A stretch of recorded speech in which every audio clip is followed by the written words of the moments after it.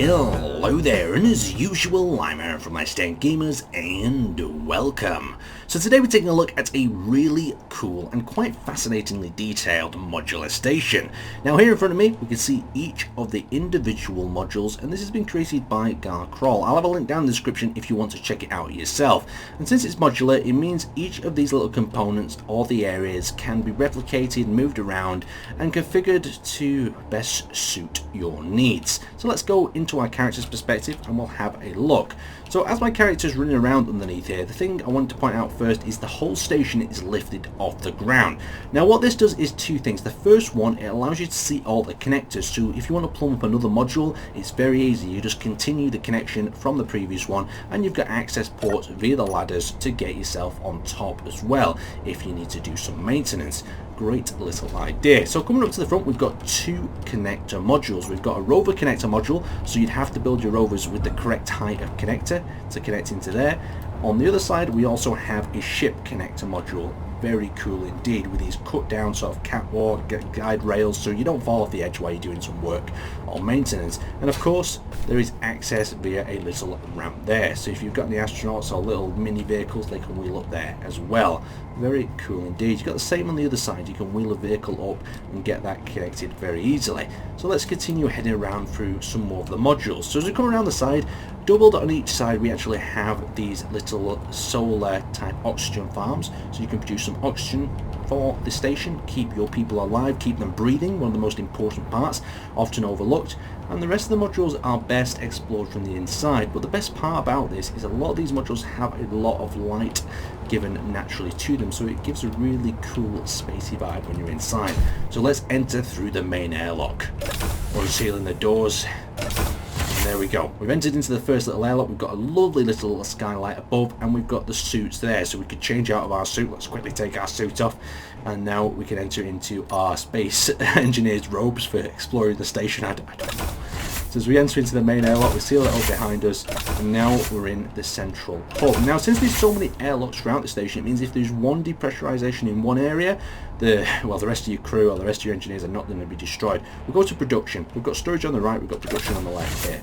So in production, we've got ourselves a hydrogen engine. We've got ourselves this very compact room as well. It gives you everything we need in a really nice compact package. Something that a veteran space engineer builder like myself really appreciates, keeping it of a small sort of size. And on the wall, we've got a little script running explaining what we've got on outputs of power. So currently we're not getting anything from the reactors. We're getting a lot of our power from the batteries.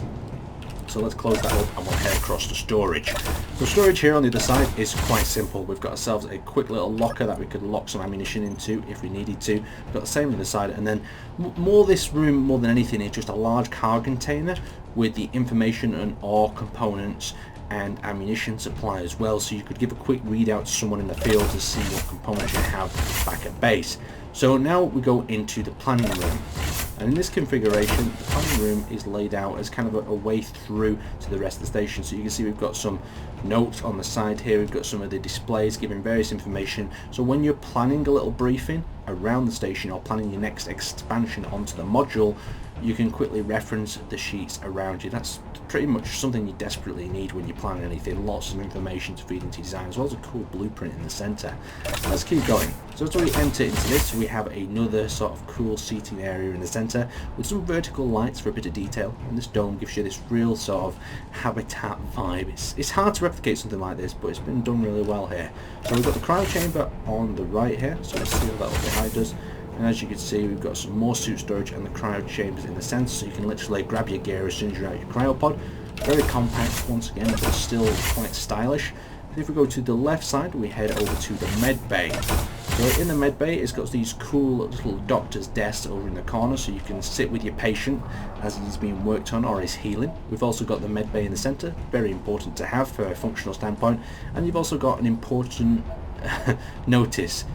Oh, I'll leave that for you to read yourself if you want to pause the video. So you can see we've also got the toilet in there with a door. Great idea. Let's head back into the center. We'll seal up the airlocks behind us. The airlock sealing I'm getting used to doing because I've spent so much time on the Orbit 74. We've got the crew quarters. So through the crew quarters, we've got this really nice little dining table, kitchen diner. So you've got the Mars planet behind you as you're serving up something from the oven to the rest of the crew who can sit at this little bar. And then if we go around to the left and the right, these lead on to more toilets, of course. You need them in multiple areas. You don't want everyone queuing up at one toilet. And you've got access to these little crew cabins that are really quite nice, to be fair. They're nice and compact, but still they've got these skylights, so there's a lot of light going into them. I feel like an interior designer sometimes when I'm touring these places. And here we go, we've got another larger module where two people might be bunked together. Very cool indeed. Let's keep exploring. I think we've got one more segment to explore on the other side. We'll pop that closed.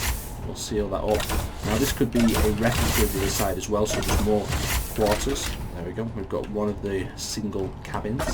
Very luxurious. And then we've also got the double cabin there.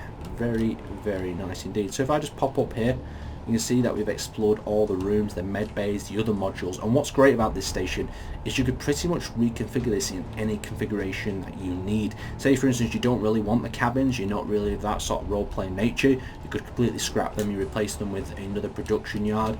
But it's just great how much detail has gone into each one of these things inside. Now you can see the little vents on the top as well as the spotlight projecting up into the air. That really does help with nighttime operations. So if I go into admin controls and turn it to nighttime, you can see that little bit of lighting that we get shone up into the air there. Kind of gives you a little bit of a position from afar. But the lighting of the station is really quite good as well. You can see the corner lights on the various modules, just giving that little hint. But it's very good. It just feels very sort of right. I can't describe it. Them round corners really make it feel like a habitat. Anyway, I'll leave you with that. Check the link out to this really cool creation in the description below, and I will see you next time.